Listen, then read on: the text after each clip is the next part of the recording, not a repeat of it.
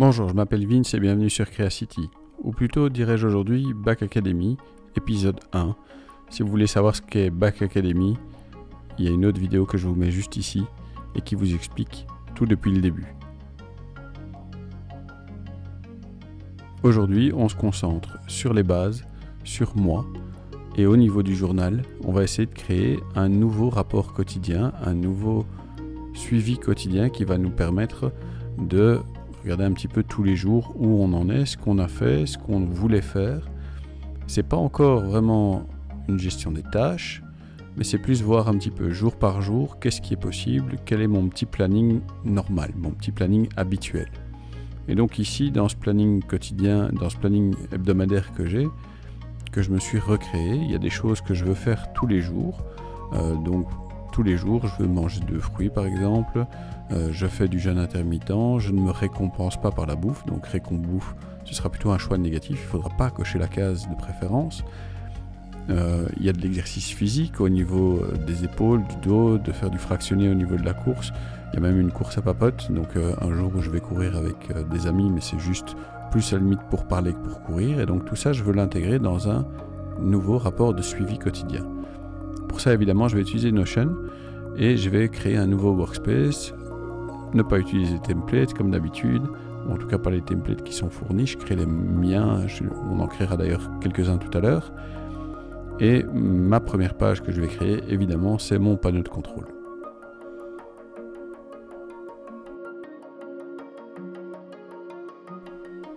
Alors, tout ça parce que j'aime bien aussi que ce soit bien directement en ordre. Je donne un nom à mon workspace, je lui donne une icône et éventuellement même je crée un domaine, ou en tout cas un sous-domaine à notion.so, histoire de pouvoir le rendre accessible si quelqu'un en a besoin pour un petit peu regarder ce qui se passe chez moi.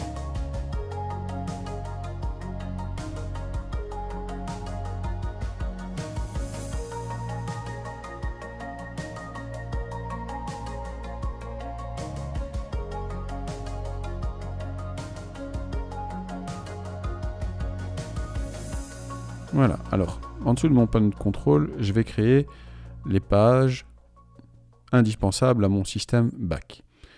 Base, action et contenu. C'est la colonne vertébrale du système Back et donc c'est les premières pages que je crée et je me rajoute déjà une petite section pour le kit qui est la section que nous on va vous fournir, ou en tout cas le contenu que nous on va vous fournir au fur et à mesure pour le mettre là-dedans et pour que vous puissiez avoir une petite bibliothèque de contenu avec laquelle démarrer votre propre système.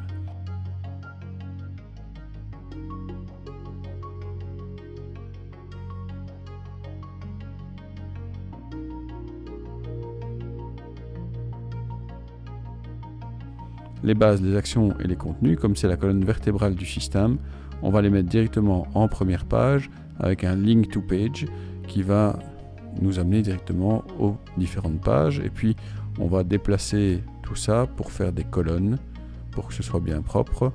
On va directement passer en pleine page, en pleine largeur, et j'ai tendance à préférer le petit texte. À vous de voir un peu comment vous voulez organiser vos pages. Alors, dans les bases, il y a 3 parties. Tout va par 3 dans le système Back, vous aurez vite compris. Il y a moi, être et devenir, et mes ressources.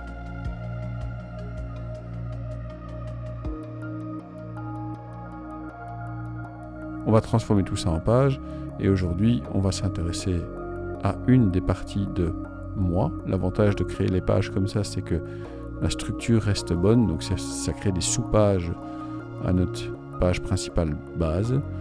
Et donc dans moi, il y a le suivi quotidien, les rapports qu'on va avoir hebdomadaires, mensuels, annuels, et une section, pas à moi mais pour moi, dont on reparlera dans de prochaines vidéos. Tout ça, je transforme en page aussi, toujours pour garder une bonne structure, et je vais pouvoir commencer mon suivi quotidien. Je vais créer ma première database.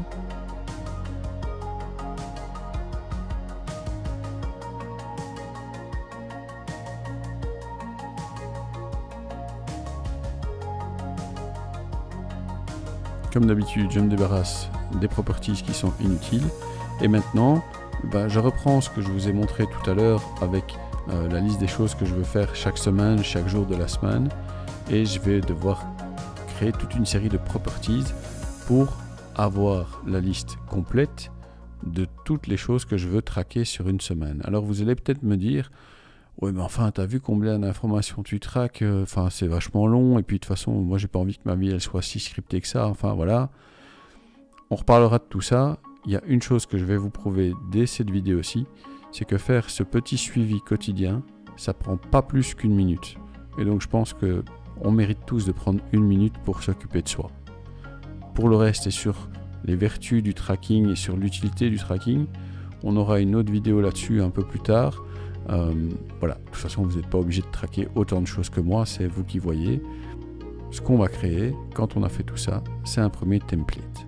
Notre premier template, c'est parce que on n'a pas les mêmes jours. Chaque jour est un jour différent, avec des choses à traquer qui sont différentes. Et donc pour le lundi, par exemple, il y a toute une série de properties que je vais cacher, hide. Et donc l'avantage de ça, c'est qu'au moment où je vais créer un nouveau suivi quotidien du type lundi, en utilisant le template lundi, il y aura toute une série de choses que je ne devrai plus remplir. Évidemment, ça aide aussi à remplir rapidement son rapport quotidien, à son suivi quotidien, s'il n'y a pas tellement de cases à cocher que ça. Encore une fois, si je veux tenir tout ça en une minute, il y a bien une astuce quelque part.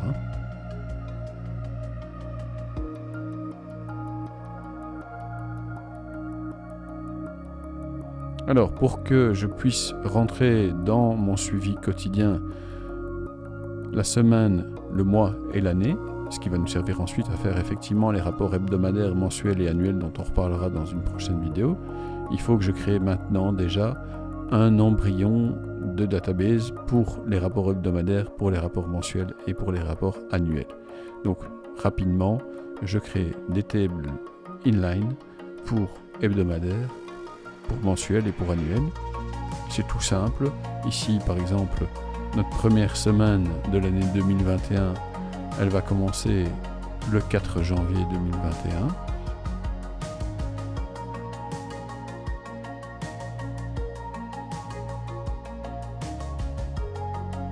Et donc ici je crée un champ date qui me dira quel jour démarre cette première semaine officielle de 2021.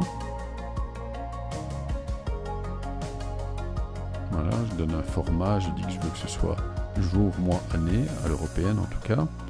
Et puis je vais créer mes rapports mensuels. Pour créer mes rapports mensuels, ou en tout cas un embryon de table pour les rapports mensuels, même principe.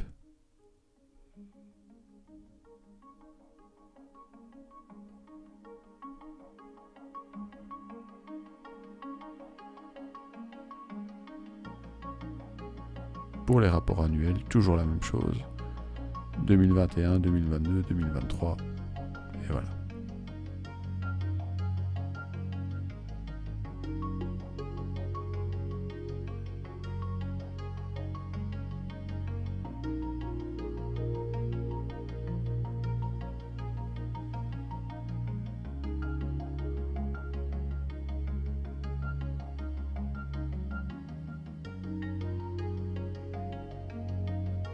Je n'oublie pas de dire que ma première semaine commence le 4 janvier, la deuxième le 11 janvier, la troisième le 18 janvier.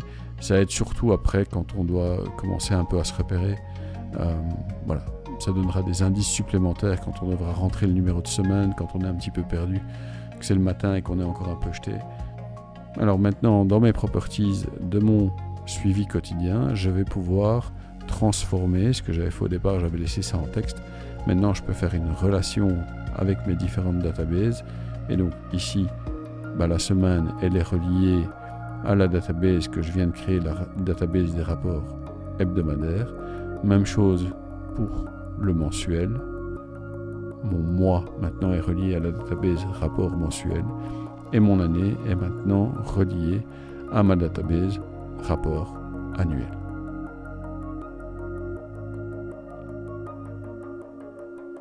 Et maintenant, je vous montre qu'en une minute, il y a moyen de remplir un rapport. Alors, j'ai rien ralenti, j'ai pas accéléré, j'ai pas triché.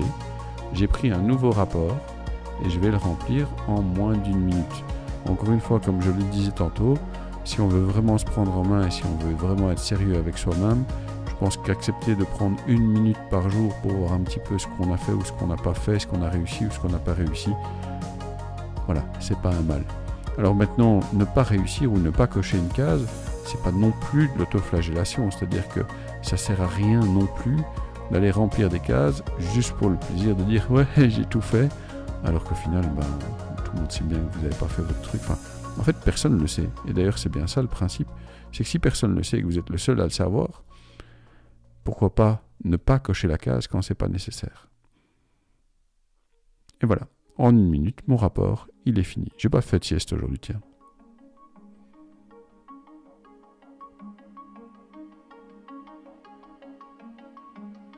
Alors maintenant, je vais pouvoir prendre un lien vers cette database, donc je fais copy link, et je vais pouvoir créer une database liée sur mon panneau de contrôle, sur ma première page, sur ma page principale. Je vais transformer cette database, ou en tout cas je vais la présenter autrement. Je voudrais bien la présenter sous forme de liste. Pourquoi sous forme de liste? Parce que ça me permet d'avoir beaucoup moins d'informations à l'écran. C'est beaucoup plus propre, beaucoup plus clean. Et comme on est quand même sur un panneau de contrôle, on n'a pas besoin d'avoir tous les renseignements. Alors, je vous montre vite fait ce que ça donne si on essaye de mettre trop de renseignements sur cette première page, en tout cas dans cette présentation liste.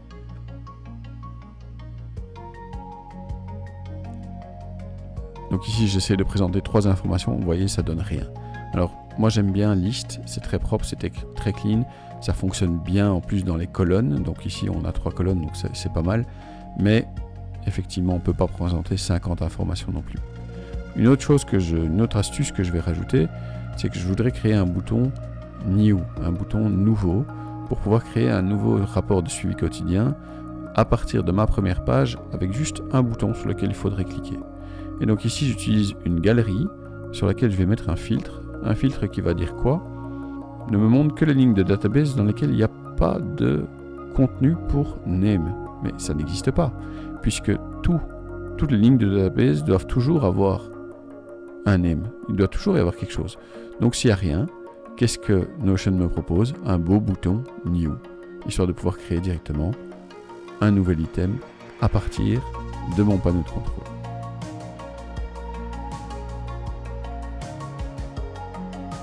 Alors toujours au niveau de la présentation, moi j'aime bien aussi effectivement les toggles, et l'avantage des toggles c'est qu'on peut les mettre l'un dans l'autre, et ça va me permettre de purifier ma page de panneau de contrôle en mettant les informations les unes dans les autres et à pouvoir refermer éventuellement mes petits panneaux au fur et à mesure quand j'en ai pas besoin. Et donc ça va me permettre de glisser là, ici à l'intérieur de mes toggles, les différentes choses que je viens de créer.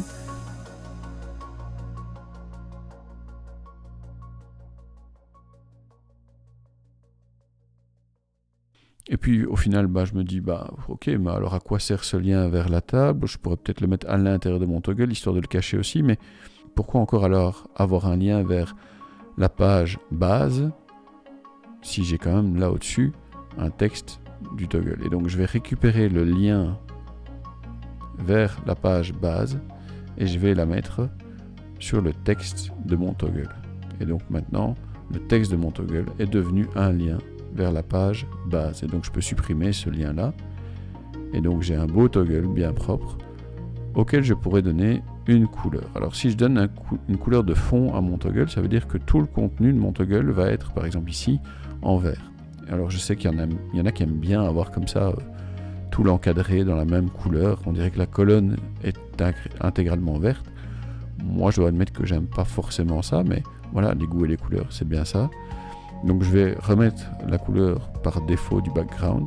Par contre, j'aime bien quand même avoir un minimum de couleurs, et donc c'est mon toggle auquel je vais donner une couleur de texte verte qui va me permettre d'avoir quand même un petit accent de couleur là-dedans.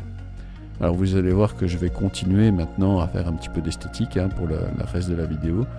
Encore une fois, je m'appelle Vince, je vous remercie d'avoir regardez cette première vidéo sur le système BAC. J'espère que ça vous a plu, j'espère que c'était intéressant et que ça vous a donné envie d'en savoir plus. N'oubliez pas d'aller regarder l'autre vidéo d'introduction sur BAC. Soyez sympa dans vos commentaires parce que les trolls c'est uniquement chouette quand ça danse, ça chante ou ça fait des câlins. J'espère vous revoir bientôt. N'oubliez pas de vous abonner, de commenter, de partager, d'aimer et de faire sonner la cloche. Au revoir et merci.